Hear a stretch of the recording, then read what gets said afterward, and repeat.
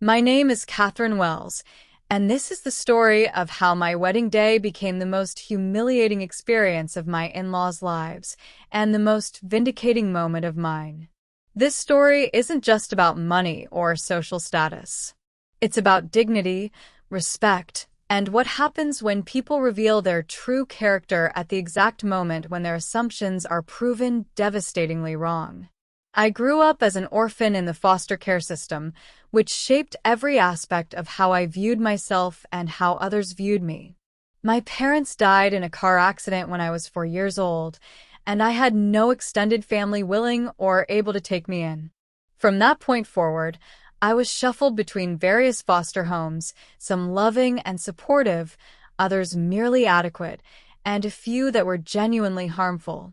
The experience of growing up without family taught me to be independent, resourceful, and emotionally resilient.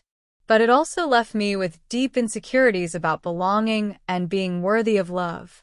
I learned early that many people would judge me harshly once they learned about my background, viewing me as somehow damaged or less valuable because I lacked the family connections and support systems that most people take for granted. Throughout school and into adulthood, I worked twice as hard as my peers to prove my worth and competence. I earned multiple scholarships to attend college, including academic merit awards and need-based grants that covered my full tuition and living expenses. I studied marketing and business administration, graduating summa cum laude with a 3.9 GPA while working part-time jobs to support myself. After graduation, I landed an entry-level position at a mid-sized marketing agency where I quickly distinguished myself through innovative campaigns and tireless dedication. I regularly worked 60-hour weeks, volunteered for the most challenging projects, and consistently exceeded performance targets. Within 3 years, I had been promoted twice and was managing major client accounts worth millions of dollars in annual revenue. My professional success earned me recognition within the marketing industry, including several awards for creative excellence and campaign effectiveness. I was featured in trade publications, spoke at industry conferences, and built a reputation as one of the most promising young professionals in my field.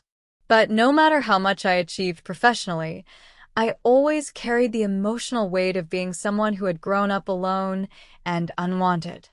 Success couldn't fill the void left by never having a family to celebrate my accomplishments or provide support during difficult times. When I met David Patterson at age 28, he was everything I had never expected to find in a partner. He was kind, intelligent, genuinely interested in my thoughts and opinions, and completely unbothered by my orphaned background. David came from a prominent family with deep roots in our city's business and social community, but he treated me as an equal from the moment we met. David was a successful architect who had inherited his father's firm and expanded it into one of the most respected design companies in the region. He was wealthy, well-connected, and could have chosen to date women from families that matched his social status. Instead, he fell in love with me, a woman with no family, no inherited wealth, and no social connections beyond what I had built myself. For 2 years, our relationship was everything I had dreamed of finding. David was supportive of my career, respectful of my independence, and never made me feel like I was lacking because of my background. He introduced me to his family gradually, and initially, they seemed to accept me politely if not enthusiastically. David's parents, Robert and Margaret Patterson, were old-money socialites who had inherited wealth and position from previous generations. They lived in a sprawling estate, belonged to exclusive country clubs, and moved in social circles where family lineage and inherited status mattered enormously. They weren't unkind to me directly, but I always sensed that they viewed me as an unfortunate choice that David would eventually outgrow. David's sister Jennifer was more openly skeptical of our relationship. She was married to a man from another wealthy family and seemed to view my presence as a threat to the family's social standing. Jennifer would make subtle comments about my background, asking pointed questions about my family history, and expressing concern about how I would fit into their social obligations. But David was fiercely protective of me and made it clear to his family that I was the woman he intended to marry regardless of their opinions. When he proposed, it was one of the happiest moments of my life, not just because I loved him, but because it meant that someone had chosen me permanently, that I would finally have a family of my own. The engagement period revealed more about the Patterson family's true feelings toward me. Margaret took control of wedding planning with an efficiency that left little room for my input. She scheduled appointments with vendors without consulting my availability, made decisions about menu selections based solely on family tradition, and even chose my wedding dress during a shopping trip that felt more like an interrogation than a celebration. When I tried to suggest alternatives or express preferences, Margaret would dismiss my ideas with polite but cutting remarks about my inexperience with formal events. She would explain that the Patterson family had certain standards and expectations that needed to be maintained, and that my suggestions, while charming, simply wouldn't work for their social circle. The flower arrangements had to feature white orchids, because that's what Patterson brides had always carried. The menu needed to include specific dishes that had been served at family weddings for generations. Even the music selection was dictated by family tradition rather than David's and my personal preferences. Weddings should look like. Every decision reinforced the message that my personal taste, cultural background, and individual identity were irrelevant to this family celebration. Jennifer was even more direct in expressing her disapproval. During dress fittings and planning meetings, she would make comments about how different this wedding was from what she had always imagined for David. She frequently mentioned women from their social circle who would have been more suitable choices, always followed by seemingly innocent observations about how challenging it must be for me to navigate such an unfamiliar world. The most hurtful comments centered around my family situation. Margaret would sigh deeply when discussing seating arrangements and comment about how unusual it was to plan a wedding where the bride had no family to invite. She would mention how small and unbalanced the guest list looked with only David's extensive family and social connections represented. Jennifer would ask loudly whether I planned to have anyone walk me down the aisle, then follow up with exaggerated sympathy about how sad it must be to have no father for such an important moment. She would suggest various family friends who might be willing to fill that role, always emphasizing how charitable it would be for someone to step in for someone who had no family of their own. During one particularly painful planning session, Margaret actually asked whether I had considered postponing the wedding until I could locate some distant relatives who might be willing to attend. She explained that Patterson family weddings were traditionally large, festive occasions where both families celebrated together, and that my situation created an awkward imbalance that might make guests uncomfortable. Jennifer chimed in with suggestions for how we might minimize the obvious disparity, perhaps by having fewer groomsmen to balance out my lack of bridesmaids from family connections. She even suggested that we might create a memorial section for my deceased parents, though she quickly added that she wasn't sure how appropriate that would be for such a joyful occasion. These comments were always phrased as concern or sympathy, but the underlying message was clear. I was an inadequate choice for David, someone who brought nothing of value to their family except whatever temporary appeal had captured his attention. Every conversation reinforced my status as an outsider who was being grudgingly accommodated rather than warmly welcomed. David tried to shield me from the worst of his family's behavior, but he was often traveling for work or handling business obligations that prevented him from witnessing their subtle cruelties. When I tried to discuss these issues with him, he would acknowledge that his family could be difficult, but would ask me to be patient while they adjusted to our relationship. What David and his family didn't know was that my background was far more complicated than any of them realized. The truth was that while I had grown up in foster care, I was not actually the poor, family-less orphan that everyone assumed me to be. My parents had been wealthy before their deaths, and they had established a substantial trust fund for my future before the accident that killed them. The trust had been managed by their lawyers and financial advisors throughout my childhood, growing substantially over the decades through careful investment and compound interest. What had started as a substantial but not extraordinary inheritance had multiplied many times over through strategic investments in real estate, technology stocks, and diversified portfolios managed by some of the country's most respected financial firms. The terms of the trust prevented me from accessing the principal until my 30th birthday, but they did provide for my education and basic living expenses through a separate fund managed by the trustees. This arrangement ensured that I would never face genuine financial hardship while still requiring me to develop independence and personal responsibility. I had been raised in foster care not because there was no money to support me, but because there were no family members willing to take responsibility for raising a young child. My parents had been only children themselves, and their own parents had passed away years before my birth. The few distant relatives who existed had either been contacted and declined guardianship, or lived in circumstances that the trustees deemed inappropriate for raising a child with significant future wealth. The trust documents had specified that I should be placed in stable family environments rather than simply given to whoever might be willing to care for a wealthy orphan, which the trustees believed was in my best interest for developing normal social and emotional skills. They wanted me to understand the value of hard work, the importance of genuine relationships, and the character-building experiences that come from facing real challenges rather than being insulated by inherited privilege. The trustees had also been instructed to keep the specific details of my inheritance confidential until I reached an age where I could handle such information responsibly. Throughout my childhood, I knew that my parents had left me something, but I had no comprehension of the magnitude until my mid-20s when the trustees began preparing me for eventual control of the assets. Throughout my childhood and young adulthood, I knew about the trust but had very limited information about its size or specific terms. The trustees provided for my needs and education, but insisted that I learn to be self-sufficient rather than relying on future wealth.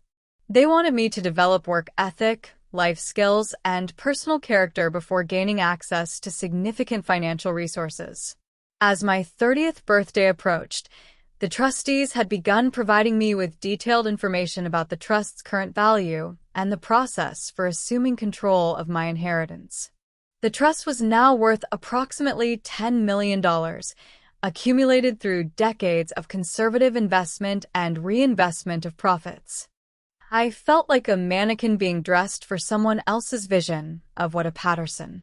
I had made the conscious decision not to tell David or his family about my inheritance for several reasons. First, I wanted to be certain that David loved me for who I was rather than for my financial prospects. Second, I had seen how his family treated people based on wealth and status, and I wanted to understand their true character before revealing information that might change their behavior toward me. Most importantly, I had grown up believing that my worth as a person should be based on my character and achievements rather than on inherited wealth. I had built my career and my sense of self through hard work and determination, and I didn't want money to become the foundation of how people valued my presence in their lives. As our wedding day approached, the Patterson family's behavior toward me became increasingly condescending and cruel. They seemed to view the wedding as an unfortunate obligation that they were fulfilling for David's sake, while making no effort to hide their belief that I was an inappropriate choice for their son. 2 weeks before the wedding, I met with my trust attorney, Harold Morrison, to finalize the paperwork for assuming control of my inheritance on my 30th birthday, which happened to fall exactly 1 week after our planned wedding date. Harold had been managing my trust for over a decade and had become something of a father figure to me during my adult years.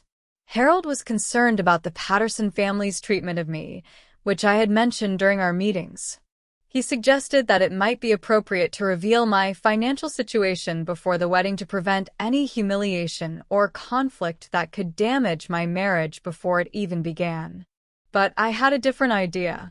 I asked Harold to attend our wedding as my guest, sitting quietly in the back where the Patterson family was unlikely to notice him. I wanted him to witness firsthand how they treated me when they believed I was powerless and had nothing to offer their family. If their behavior was as cruel as I expected, I wanted Harold present for what I planned to be a moment of dramatic revelation. Harold was initially reluctant to participate in what he viewed as a potentially destructive confrontation. But when I explained my reasoning and my hope that the revelation might actually improve family relationships by forcing honest communication, he agreed to attend the wedding and bring the trust documentation with him. The wedding was held at the Patterson family's country club, an exclusive venue where Margaret had been planning elaborate social events for decades. The ceremony was beautiful and elegant, exactly the kind of high society wedding that the Patterson family expected to host for their son. What made the day difficult was the constant stream of subtle insults and condescending comments from David's extended family and social circle. Throughout the pre-ceremony reception, various Patterson relatives and family friends made pointed remarks about my background, my family situation, and my obvious unsuitability for someone of David's social standing. The comments ranged from seemingly innocent questions about my family to more direct observations about how unusual it was for David to choose someone so far outside their social circle. Several people mentioned how sorry they felt for me having no family present on such an important day, always with the kind of exaggerated sympathy that made their true feelings unmistakably clear. Margaret and Jennifer were the worst offenders, making comments throughout the afternoon about my dress, my mannerisms, and my obvious discomfort in their social environment. They seemed to take pleasure in highlighting every way that I was different from the women they had expected David to marry.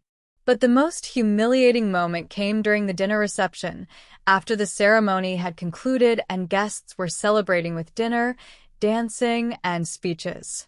Robert Patterson, David's father, stood to make a toast that began with traditional congratulations and well wishes for our marriage. But as he continued speaking, his tone became increasingly condescending and his words more pointed. Robert spoke about how marriage required compromise and adaptation, especially when partners came from very different backgrounds. He mentioned how important it was for families to welcome new members regardless of their origins, even when those members brought no family connections or financial contributions to the relationship. Then Robert delivered what was clearly intended to be the most humiliating part of his speech. He spoke directly about my orphan background, expressing sympathy for my difficult childhood and praising my determination to overcome such challenging circumstances. He mentioned how admirable it was that I had built a career and achieved independence despite having no family support or inherited advantages. The speech was phrased as praise, but every person in that room understood that Robert was emphasizing my poverty, my lack of family, and my dependence on David's generosity in choosing to marry someone so far beneath his social station. As Robert concluded his toast, the room fell into an uncomfortable silence that made it clear everyone understood the true message he had been delivering. I felt my face burning with humiliation as I realized that this man had just used his son's wedding reception to publicly establish my inferior status within their family. Jennifer followed her father's toast with remarks that were even more pointed. She talked about how important family traditions were to the Pattersons and how they were committed to maintaining the values and standards that had defined their family for generations. She expressed confidence that I would learn to appreciate these traditions even though they were likely very different from anything I had experienced during my unconventional upbringing. By the time Jennifer finished speaking, I felt completely humiliated and degraded. These people had turned my wedding reception into an opportunity to publicly establish that I was a charity case who should be grateful for their son's willingness to lower his standards. David was visibly angry about his family's speeches, but the damage had already been done. Every person in that room now understood that the Patterson family viewed me as an inappropriate choice who brought nothing of value to their family except whatever temporary appeal had captured David's attention. That's when I decided it was time for my own speech. I stood up from the head table and walked to the microphone that Robert and Jennifer had used for their humiliating toasts. The room fell silent as guests realized that the orphaned bride was about to respond to what everyone understood had been a public humiliation. I began by thanking everyone for attending our wedding and expressing genuine gratitude for the love and support that David and I had received from our friends and colleagues. I talked about how meaningful it was to celebrate such an important milestone with the people who mattered most in our lives. Then I addressed the comments about my background and family situation directly. I explained that I had indeed grown up in foster care after my parents died when I was very young. I acknowledged that this experience had been challenging and had shaped my character in significant ways. I talked about how being orphaned had taught me the importance of independence, resilience, and creating meaningful relationships with people who chose to be part of my life. But then I delivered the revelation that would change everything. I explained that while I had grown up without family, I had not grown up without resources or support. I told the room that my parents had been successful business owners who had established a substantial trust fund for my future before their unexpected deaths. I mentioned that the trust had been carefully managed throughout my childhood and young adulthood, growing significantly over the decades through wise investment and financial planning. I explained that I had chosen not to rely on this inheritance during my education and career development because I wanted to build my own sense of worth and accomplishment. Finally, I revealed that the trust was now worth approximately $10 million and that I would be assuming full control of these assets immediately after our honeymoon. The silence that followed my revelation was unlike anything I had ever experienced. You could literally hear people's breathing as they processed what I had just told them. Margaret's face went completely white, and Jennifer looked like she might faint. Robert appeared to be struggling to understand how he had so completely misjudged the situation. Guests throughout the room were turning to each other with expressions of shock and confusion. But I wasn't finished yet. I gestured toward the back of the room where Harold Morrison was sitting quietly at a corner table. I introduced him as my trust attorney and longtime advisor, explaining that he had attended our wedding to witness this moment and to begin the process of transferring control of my inheritance. Harold stood and nodded to the room, confirming my statements and adding that he had been honored to manage my family's legacy throughout my childhood and looked forward to continuing our professional relationship as I assumed control of my inheritance. I concluded my speech by addressing the Patterson family directly. I told them that I understood their concerns about David marrying someone from a different social and economic background. I explained that I had chosen not to reveal my financial situation earlier because I wanted to understand their true character and to ensure that David's feelings for me were based on genuine affection rather than financial considerations. I mentioned that I had hoped David's family would welcome me based on my personal qualities and my love for their son, but that I now understood they were primarily concerned with financial and social status. Finally, I expressed my sincere hope that this revelation would lead to better relationships within our family, now that they knew I could contribute financially to the family's continued prosperity and social standing. The aftermath of my speech was both immediate and dramatic. Margaret burst into tears and rushed to embrace me, apologizing profusely for her previous behavior and expressing shock that she had so completely misunderstood my situation. Jennifer looked absolutely mortified and spent the rest of the evening attempting to make amends for her condescending comments throughout our engagement. Robert appeared to be in a state of shock, apparently unable to comprehend how his careful analysis of my social and financial status had been so wildly inaccurate. He approached me later in the evening with a formal apology and a request to start over with our relationship. But the most revealing reactions came from the extended Patterson family and their social circle. People who had been making snide comments about my background throughout the engagement and wedding suddenly became extremely interested in developing friendships with me. Several Patterson relatives who had barely acknowledged my presence earlier in the evening approached me with elaborate compliments and invitations to various social events. The transformation in how people treated me was both gratifying and deeply disturbing. These were the same people who had been making cruel comments about my orphan background just hours earlier. Now that they knew I had money, I was suddenly worthy of their respect and friendship. David was both proud and embarrassed by the evening's revelations. He was proud that I had stood up for myself and revealed the truth about my background, but he was deeply embarrassed by his family's behavior and their obvious materialism. The revelation also created some tension in our relationship, as David struggled with the fact that I had hidden such important information from him throughout our engagement. He understood my reasoning, but he was hurt that I had felt unable to trust him with the truth about my inheritance. We spent our honeymoon working through these complicated feelings and establishing ground rules for how we would handle our combined financial resources and relationships with his family going forward. The months following our wedding brought significant changes in our family dynamics. Margaret and Jennifer made sustained efforts to rebuild their relationships with me, though their motivations remained somewhat questionable.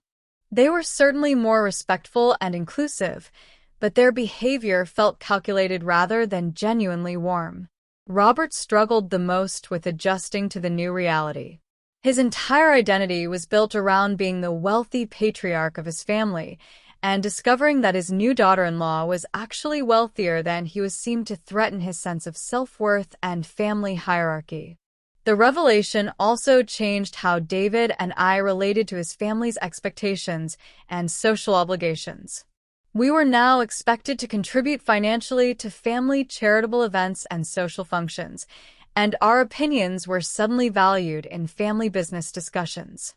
Most importantly, I learned valuable lessons about the nature of respect and acceptance within social circles that prioritize wealth and status above character and personal qualities.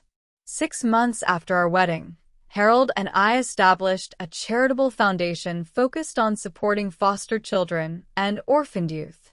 The foundation provides educational scholarships, mentorship programs, and support services for young people aging out of the foster care system.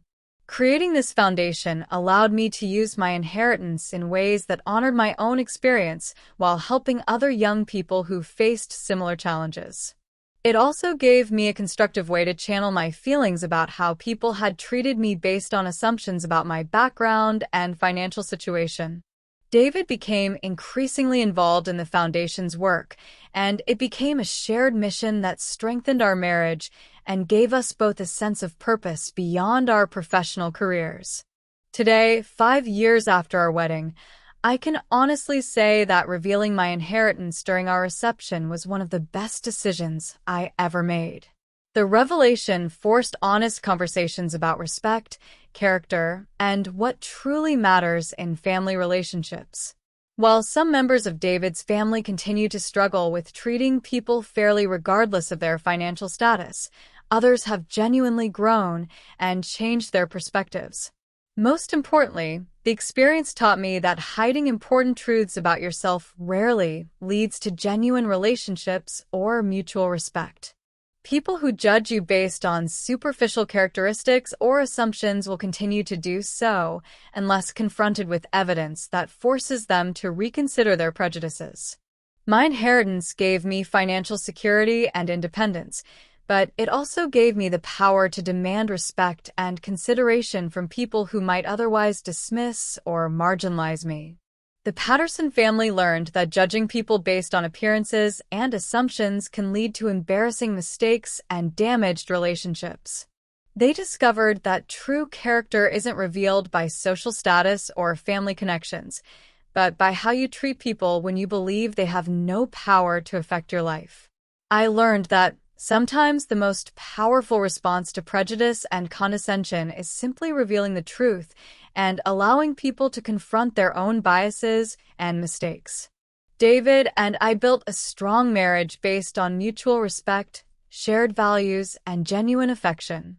The challenges we faced with his family ultimately strengthened our relationship by forcing us to establish clear boundaries and priorities for our life together. The wedding that began with humiliation and cruelty ended with revelation and justice.